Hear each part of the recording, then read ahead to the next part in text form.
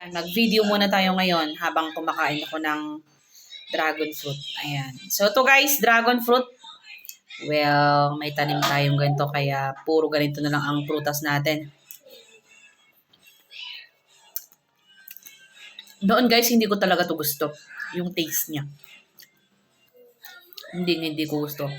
Pero nung, ewan ko, tumagal na. Tinikman ko, masarap pala.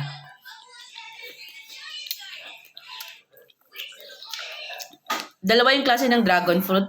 Yung white and then yung red sa loob. Yung white at ang wala sa atin. Ayan, so ito ang mostly na marami dito sa Pinas. Ayan, so dragon fruit guys. Cactus siya, okay?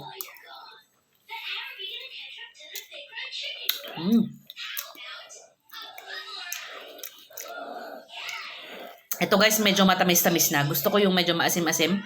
Lalo na pag hindi masyadong hinog. Ayan, so.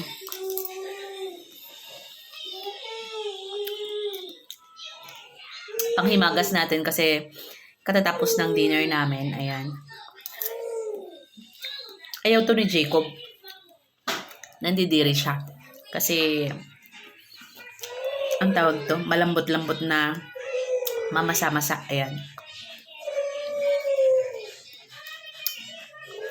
Ayan. So, kakainin natin to. Wala tayong kasama. Wala si Habi.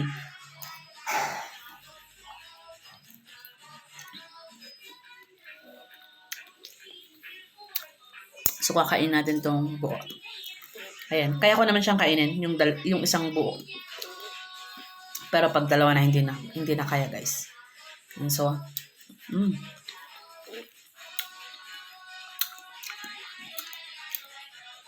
parang alam niyo yung ano na yung naiinom na ano, yung mga buto-buto niya kasi guys. Parang yung dun sa naiinom, ang tawag dun. Yung chia seeds ba yun? Ayan. Parang ganito rin siya guys. Ito lang parang jelly.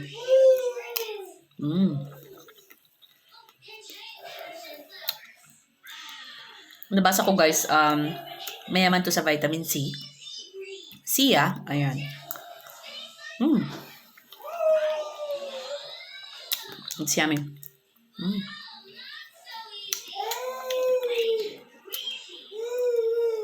So, ito guys, ang i-video ko na i-upload, syempre. Mukbang natin. Wala eh. Dito lang tayo sa bahay. So, ito guys, ang aking i-video. Thank you for watching our videos and reels. Bye!